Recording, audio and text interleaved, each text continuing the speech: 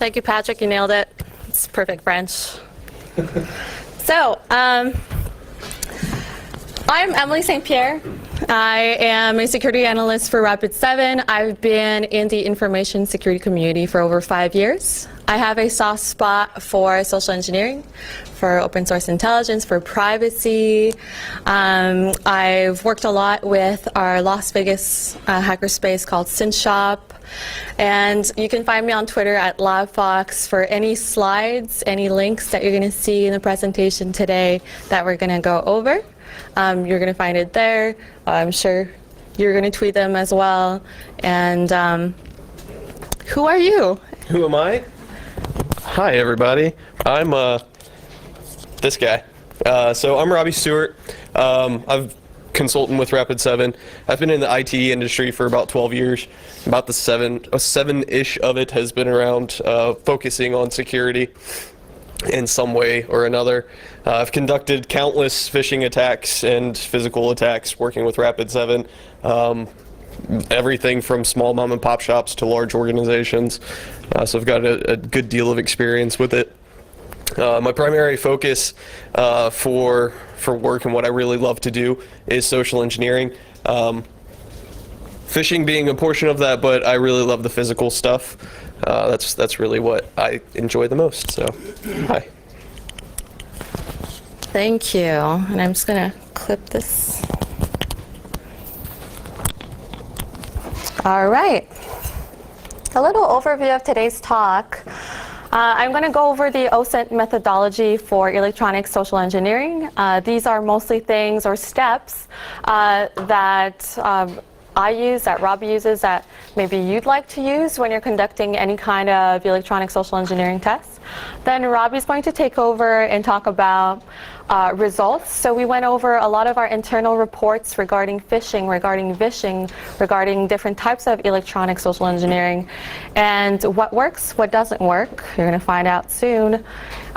Then I'll come back with a few tips and tricks, and one of the things that we're really excited to share with you today are some free phishing templates, some free pretexts, basically. So, fun fact also, 32% of our slides contain Steve Buscemi.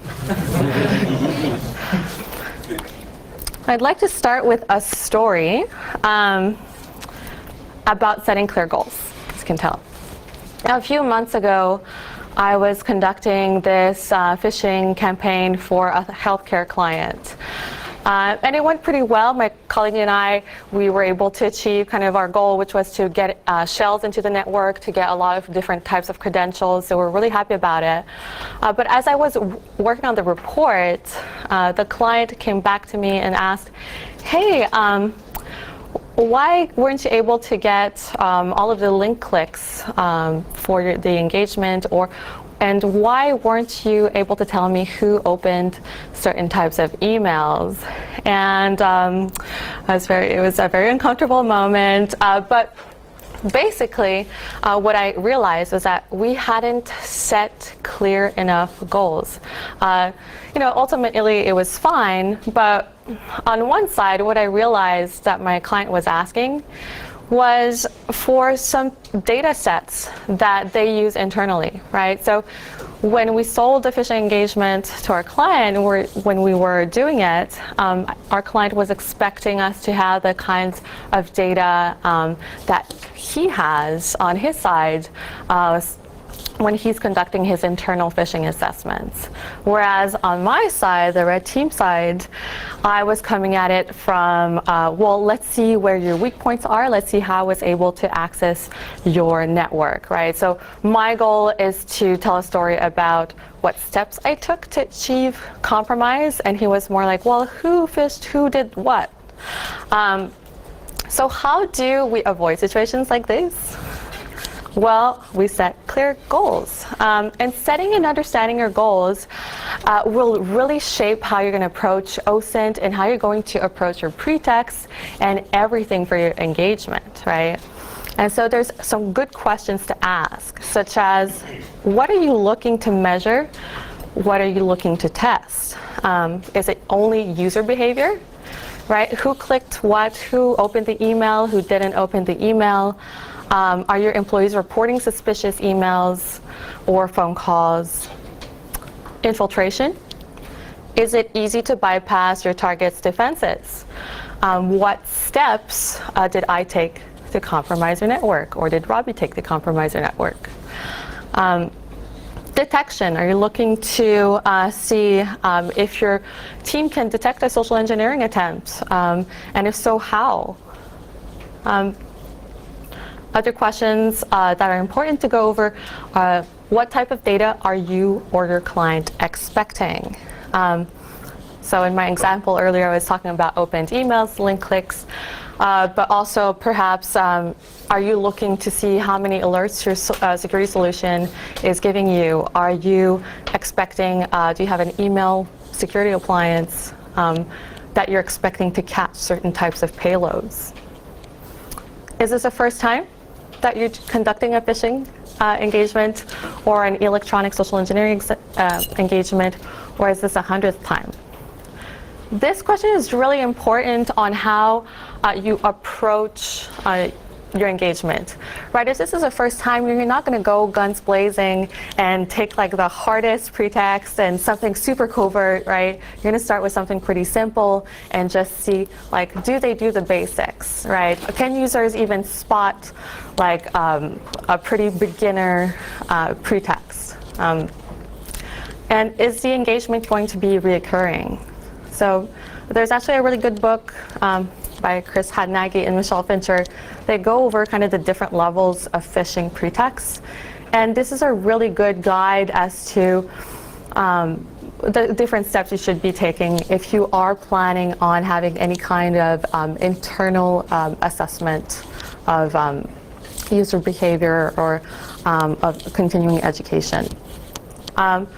Two last questions. Will you be integrating an educational component? That's just basically to know, when I compromise your users, am I going to let them know that they've been compromised? Will they get a little page that says, you've been hacked? This is what you missed.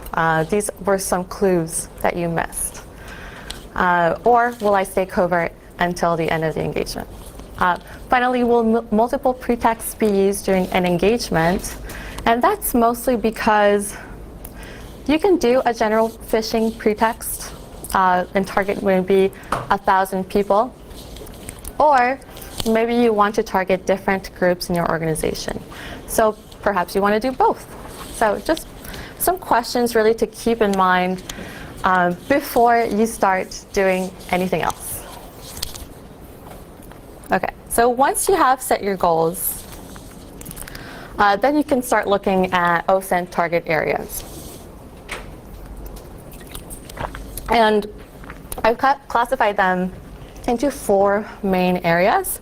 So we have technology, people, presence, industry. And as you can tell, there's definitely some overlap. These are just kind of logical areas to help you as you go along on your OSINT journey. So industry, what that is mostly a high-level category.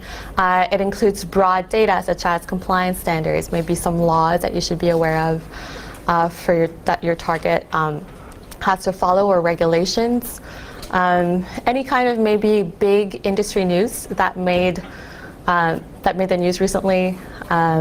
Any kind of huge breaches.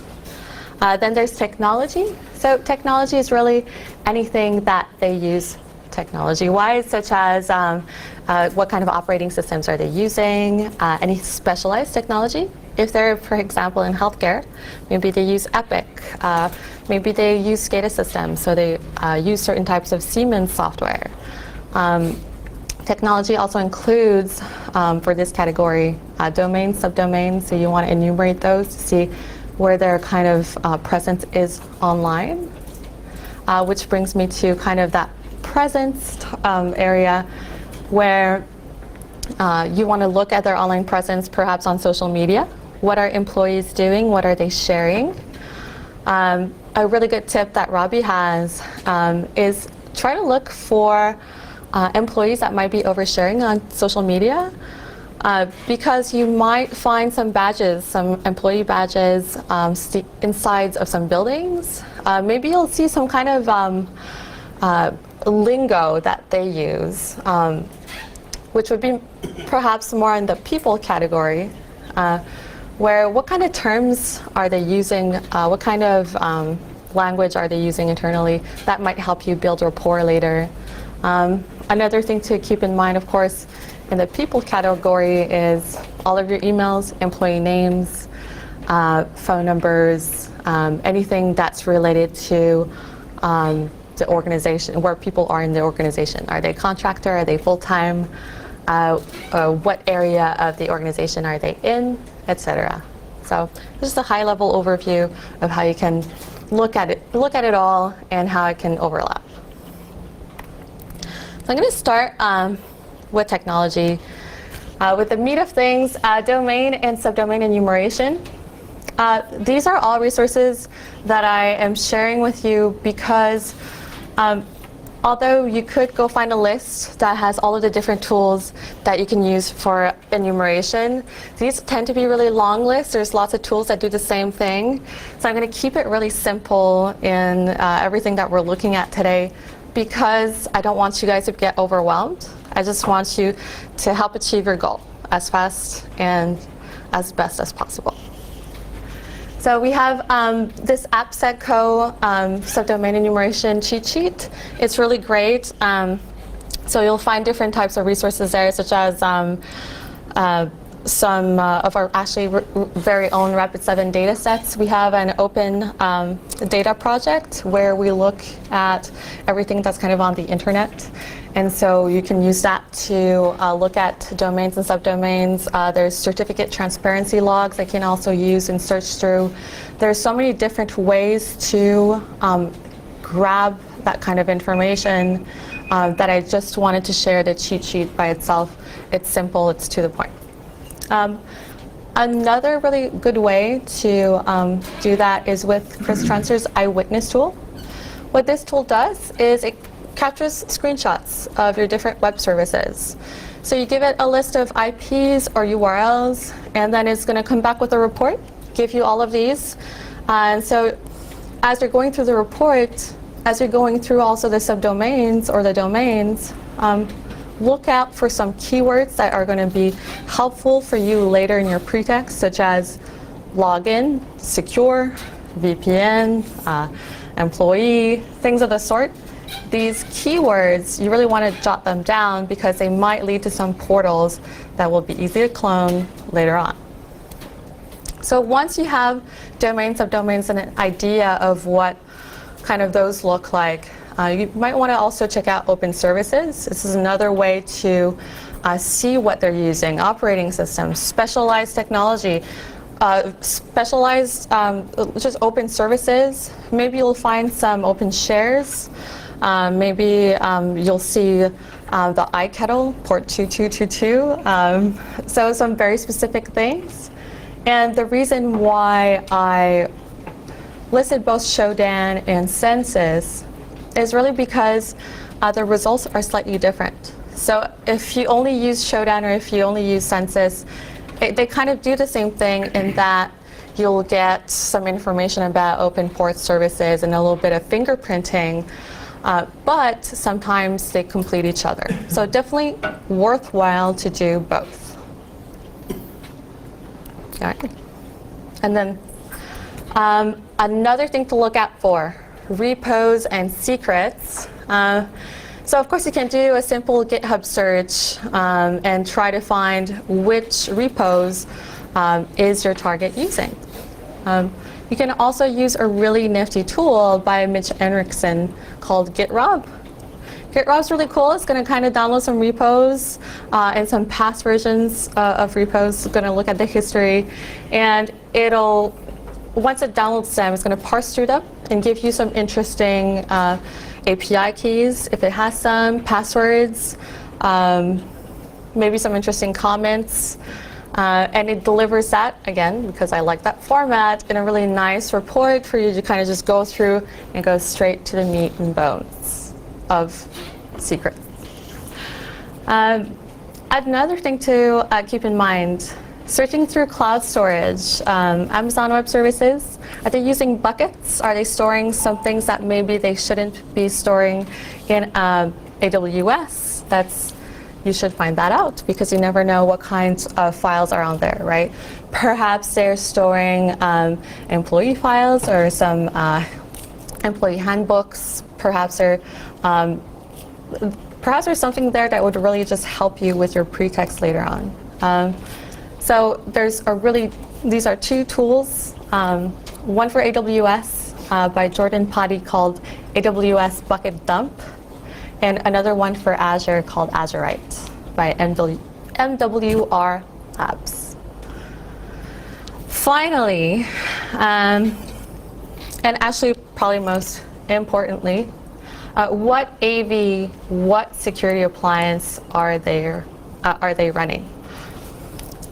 That's probably just finding that out, if you can find that out. If you do see a type of firewall that's open on Shodan and Census, if you can see that some of their email messages are signed with some email security appliance, jot that down, because knowing that might be the difference between having a successful pretext and having one that just won't work. It gets filtered through, your payload catches it.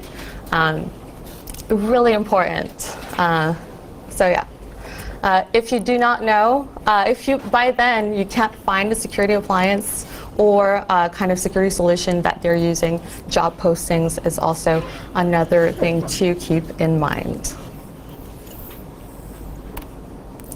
Moving along to people, another important factor in determining success is the amount of data that you have on your targets. So, of course, you want to know your employee names because it helps you create mailing lists, email lists, provided that you have the format that they use. Emails in and of themselves are good, but it's still a little bit incomplete. Job titles are great because depending on the pretext you're using, you might want to impersonate someone, or you might want to exclude a certain group of people from your phishing, such as IT security. So all of these by themselves are really great, and there are two resources for that. The first one that you can see up top on the right is connect.data.com. This is a Salesforce website, and it's been ongoing for years now. It has everything that you might need right there on the website. Here's an example for Rapid7. So you have the employee names, which I did just kind of blur out. Company, the title, you have the city they're in, so you know their location, so which office they're in.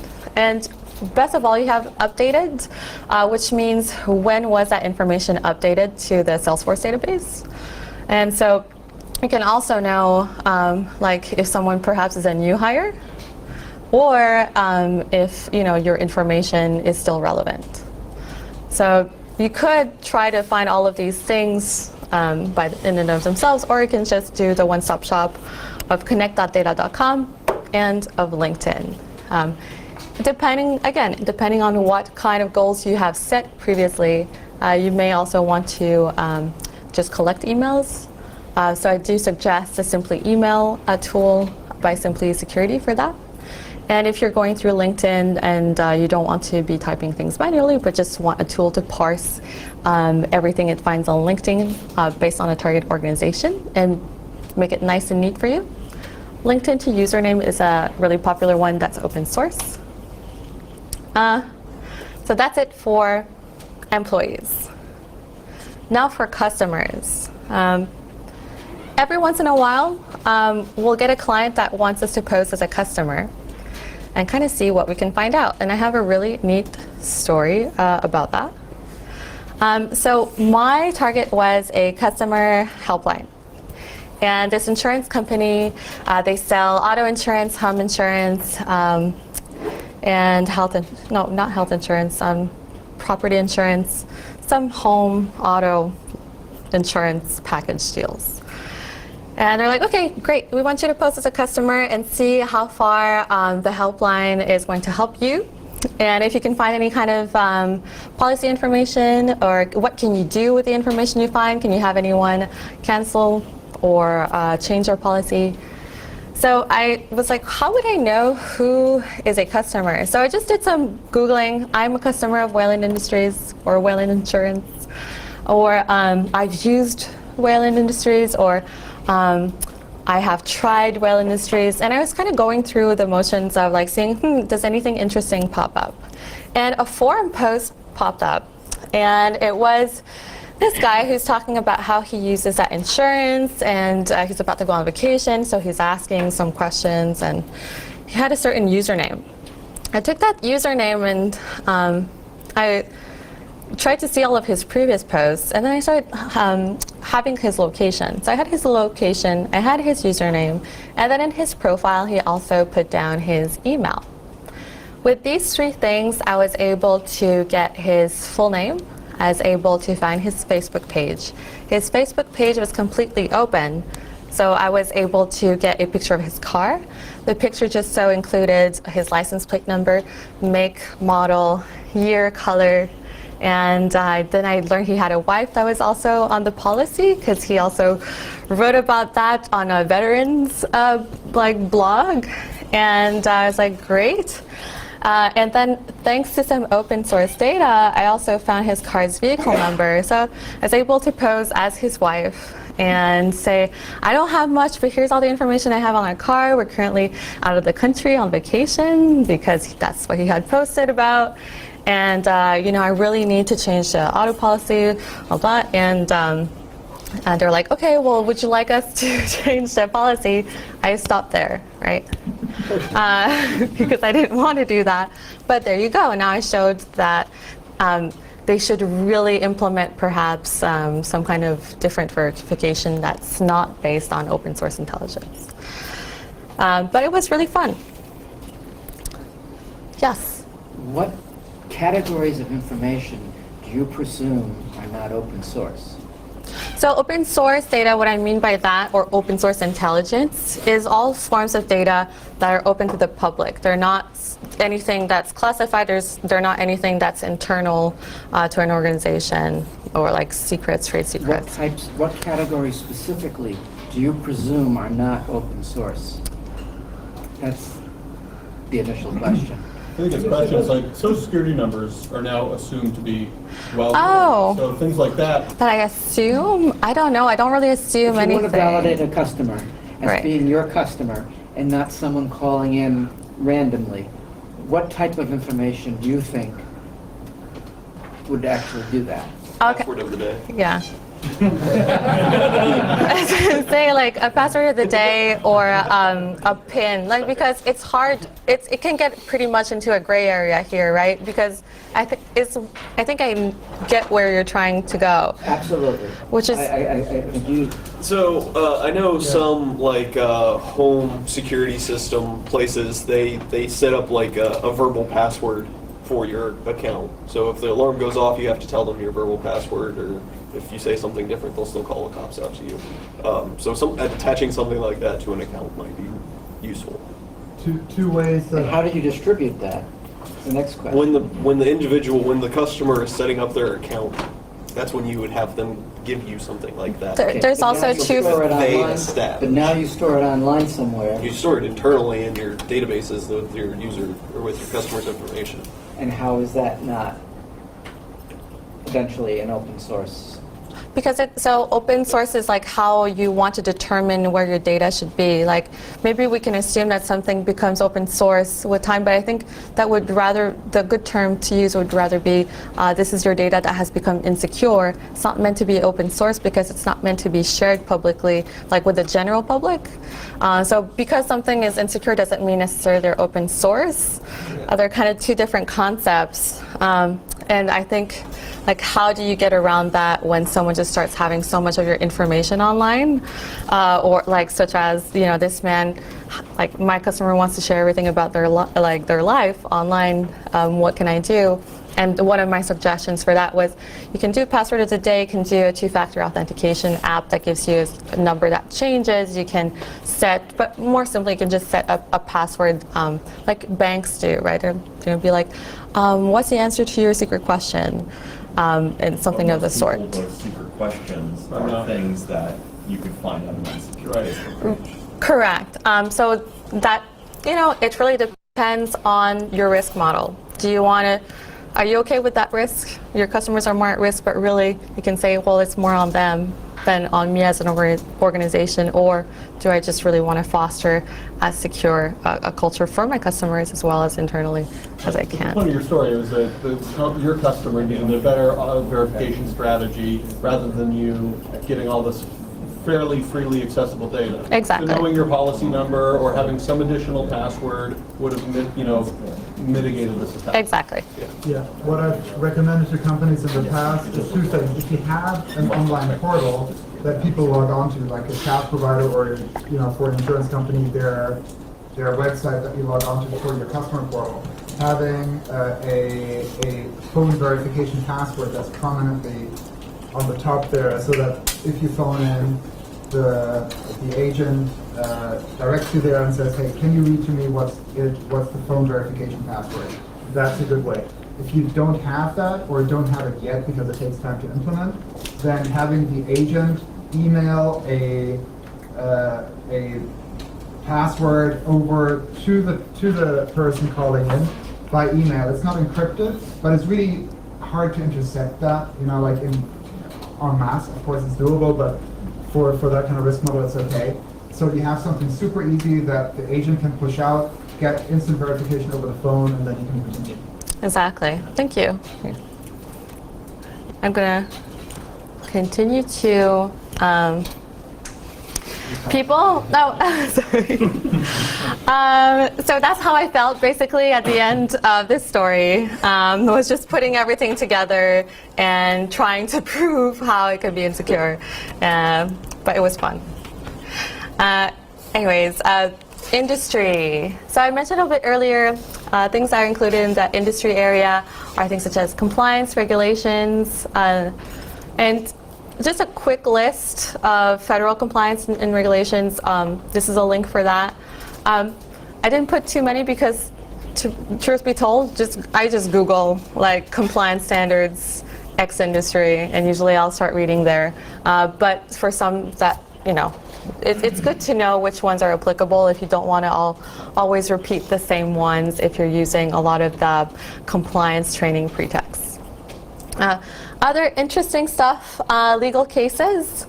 Another way I could have gotten perhaps a customer, or rather probably a former customer's name, first name, last name, would be to look at court cases that the organization has been involved with. So dockets.justia.com is one resource that's free and doesn't require you to register. You can also go just straight to the source with the U.S. Courts website, which is free if you quarterly if you buy less than $15 worth per quarter of court records, it's free.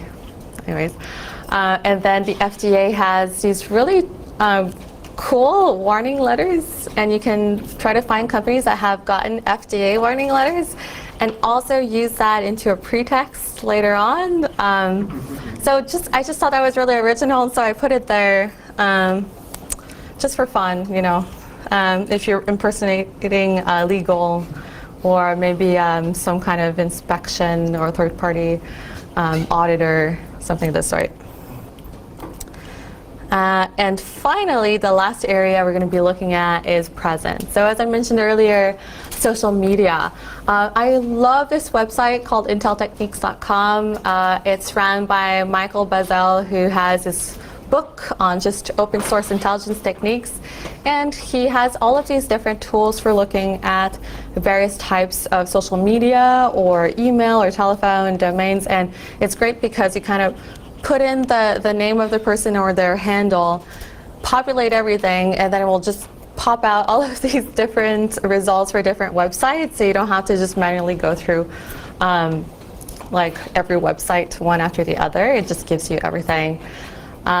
Of course, present means you should know their physical locations. What offices do they have? Where? Are they an international company? Are they a small mom and pop down the street company? You also want to look at sensitive files. If you want to look at all sorts of different types of files and emails and domains and subdomains and everything that I have talked about so far, there's a really good tool that does that for you. It's Discover Scripts by Lee Baird. He updates this tool all the time. And I do recommend it for just helping you out doing some OSINT. It really covers a lot of different broad areas. And finally, searching for proprietary or unique terms. If a company uses a very unique term for something that they use with clients, like a customer ID, they have like their own customer ID like name for it, this is great because then you'll start Googling it. And it's very easy to have targeted information about it. Another very short story. I did that for a different kind of insurance company. And I was just trying to find stuff about them. I was trying to see if I could cancel someone's policy again. Sorry, I do that a lot. While I was just Googling for these different types of things, I just wanted an employee ID or one of their policy numbers. It's like, cool, okay, they had a very interesting name for policy number. I Googled that and then the company name, and boom, I found a cached web page for the portal of this insurance company. And I don't know how this happened, but Google was able to spider a page that required authentication.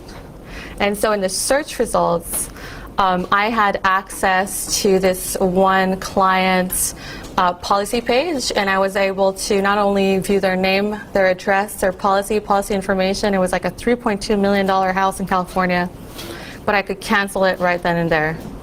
So if anything happened, they would have no coverage. And that was for anyone to see on Google. And even if they took it out, there is still, there's cached versions. So it was a nightmare, but thankfully I found it thanks to OSINT. So this is it for my part. And now I'm going to hand it over to Robby for some story time. You guys want to go fishing?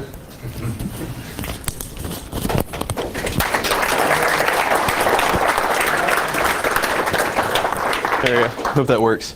All right, so I want to tell you guys a story. It's kind of go over a lot of what Emilie was talking about, using a lot of OSINT ahead of time to build a pretext and use that pretext in an engagement. So I started off my engagement using a tool called ReconNG. If you've never heard of it, definitely look it up. It's really good. Inside of ReconNG, there's a module to do domain suffix brute forcing.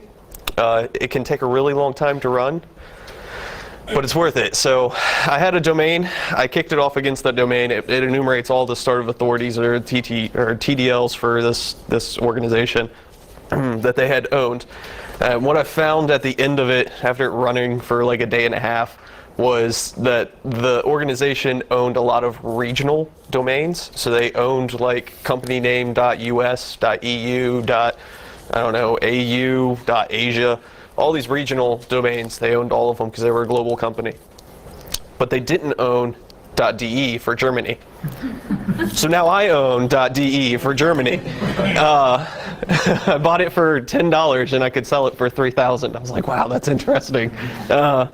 So I now own a domain of I own their name, .de, and I need to leverage this in a phishing engagement. I need to take a step back. So this engagement wasn't just phishing. It was actually a physical assessment that had a phishing component to it.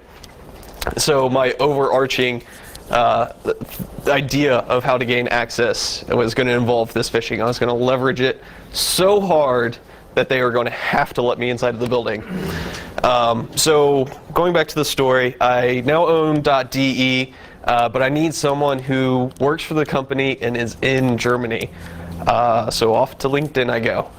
doing some special filtering in LinkedIn, I find like director of IT stuff who works in Germany. He's based in Germany.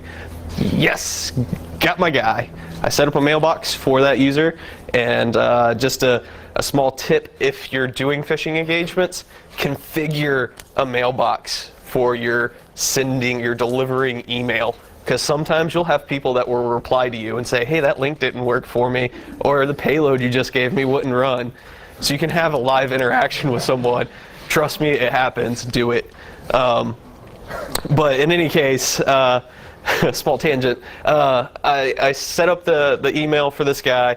I crafted up a pretext that was proof point secure message. The company that I was doing the work for delivered to me, gave me a list of targets. They're like, these are all the guys we want you to target. Send your stuff to these guys. See how good they are. So I sent my phishing email. It's just got a fancy little click here link in it, and the link took you to a landing page of mine. It's just a basic landing page. There's nothing super fancy about it at all. Had their company logo on it. Said log in. You log in, it kicks you back to the login page, so it just puts you in this infinite loop. I sent it to all of the targets, and out of all of those targets, 10 people opened and clicked on the link, but only one person provided me credentials. That's a pretty good ratio. However, it only takes one. So I took this guy's creds. He didn't just give me one set of creds, he gave me 2 sets of creds. So I had access to his internal email, and also some additional things off to the side as well. I'm stealing one of these waters. And I leveraged his email to try to send a payload to the rest of my targets. So now I had a set of creds, I did some harvesting, but I also wanted some shells, because who doesn't want shells? So I grabbed one of his emails from his inbox, sent it off to everybody with an attached payload. Unfortunately, it got stripped. The company I was doing the work for got a little upset with the way that I did things, so we took a step back for a day, and it kind of hampered my physical, because my overarching plan: cause havoc with the phishing email. Let them know that this happened. Let them know it happened. So the next day I can show up on site. I'm part of IR. I need access to all of your stuff and your data center and these other locations. Give me access because I'm IR. But that got hampered, so darn, that sucks. Moral of the story, I still got into their office building, and it was with a $10 box of donuts. So OSINT's important because I was able to find their domains, I was able to find a user to target or to become, and without that, I don't think my initial email would have worked, but hey, that's what happens. Saying OSINT and donuts. Yes, OSINT and donuts. That should be a thing. It is now. All right, so I wanted to talk to you guys about some of the research components of what Emilie and I did.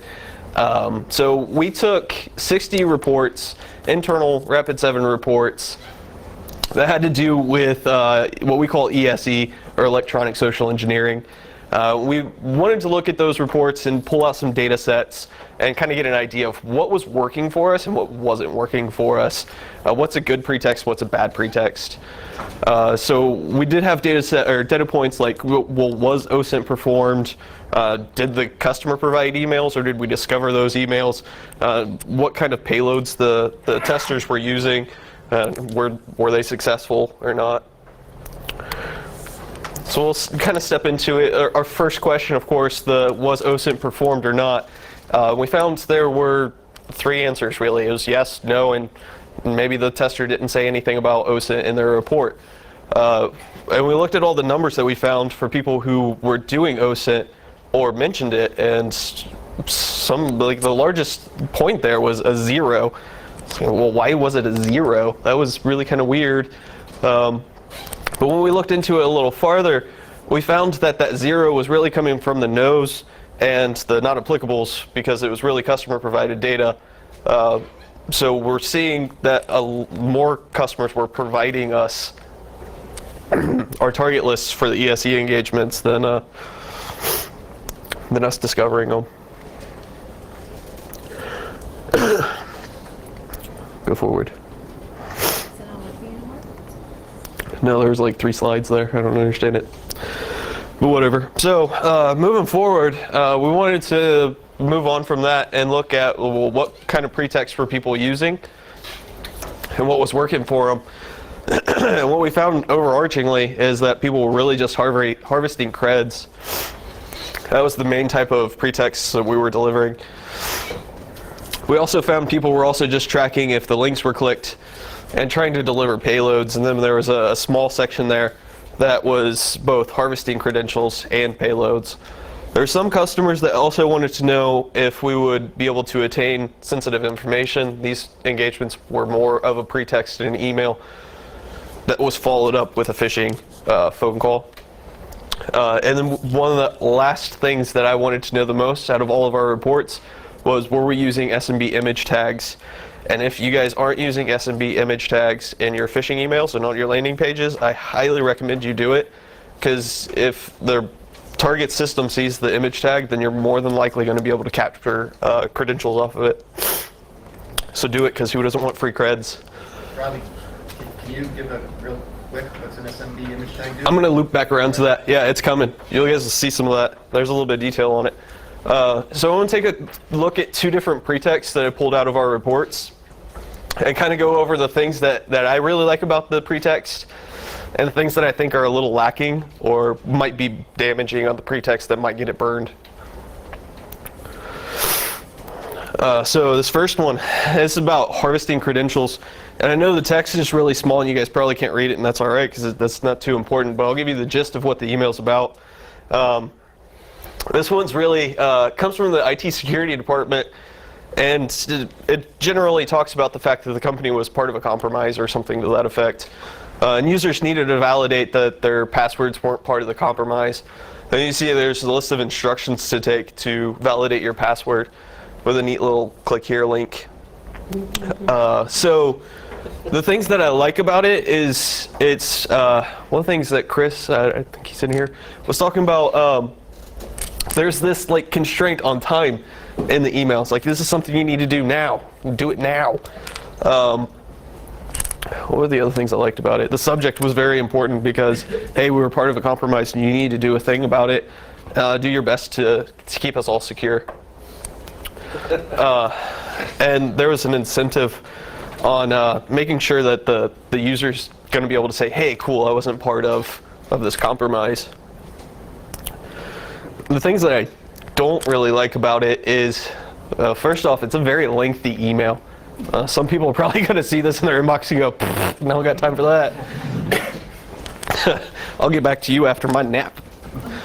Another thing I didn't really like about it is the signature is kind of lacking. It's just sincerely corporate IT security. Some kind of branding in there, like a little tag or the image of whatever the organization's logo is. That would have been neat. It would have helped.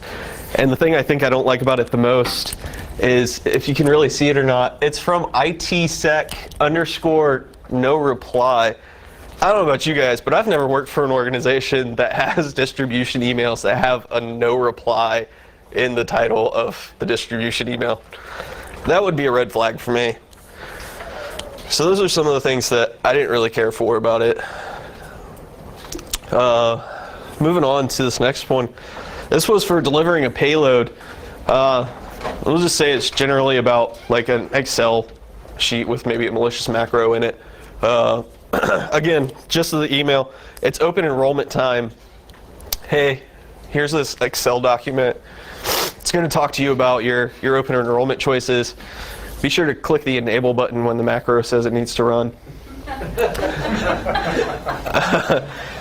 Oh yeah, this sheet's definitely going to help you with your benefit election for the year. Make sure to do it. So the things I like about it is very similar things, actually. The subject is something that, as all of us working for corporations know, you go through open enrollment and you want to take care of your health insurance. So that's an important thing. Then that time restraint that comes around with that. You only have, what, like a week, 2 weeks, maybe 3 to do your open enrollment. And while we're on engagement, it's only like 5 to 7 days or whatever. So we need people to click on things now. Do it right now. We'll get back to you.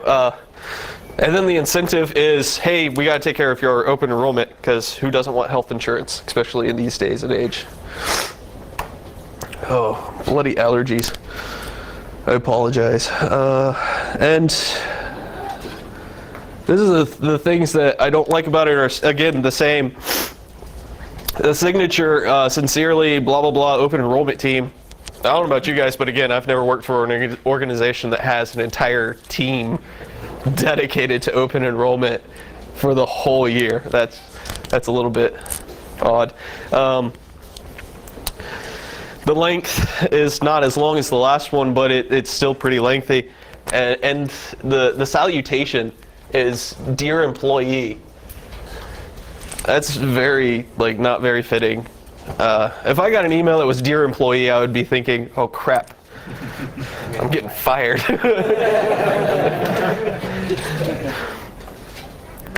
Okay, which brings us around to the SMB image tags and me trying to beat it into your guys' heads. Use them, use them, use them, use them, use them, use them, use them.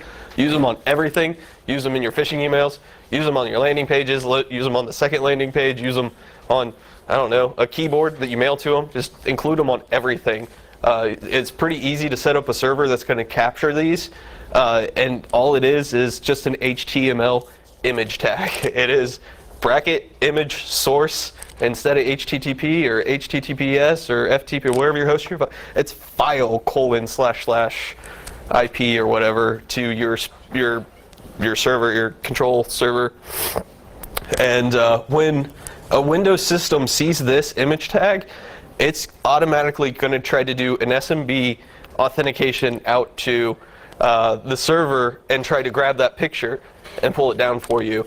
So it's going to do that authentication request and response. And there are tools like Metasploit and Responder, or if you're feeling really fancy, Multi-Relay. You can capture these with. So definitely do them, because once you capture them, you can toss them into Hashcat. And with that, I'm going to pitch it back over to Emily. Any question? What's that? We have 5. We have 5 minutes? Yeah, we have 5 minutes. We'll have 5 minutes, so after that we can discuss. So some quick tips and tricks then. A lot of phishing, some companies sometimes will say, hey, can you make sure that you put some improper grammar in the phishing emails?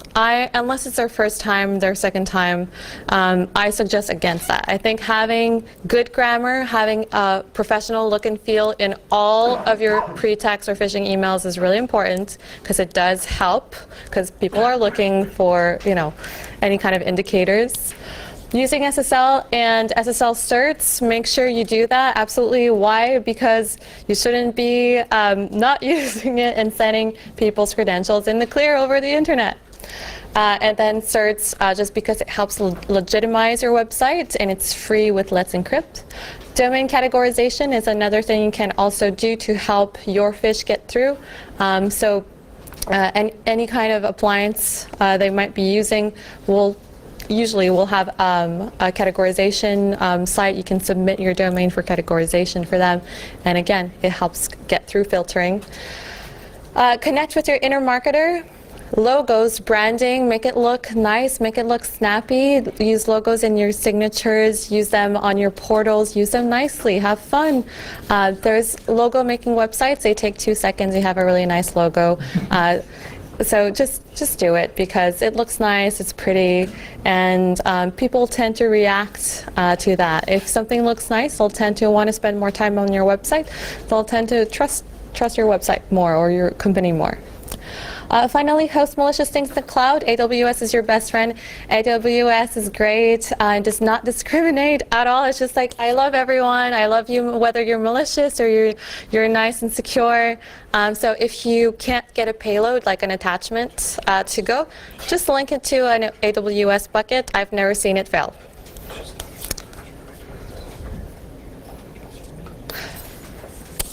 We promised some free pretexts when we started, so we do have them up on GitHub. The link will be in the next slide. These are pretexts. You're welcome to use them. If you want to try some phishing campaigns internally, you're welcome to tweak them. Just make sure you have permission before you use them.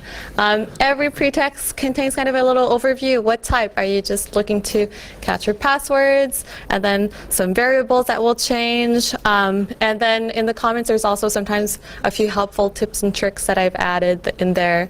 So these are all yours. If you want to contribute, you're welcome to. We'd love that.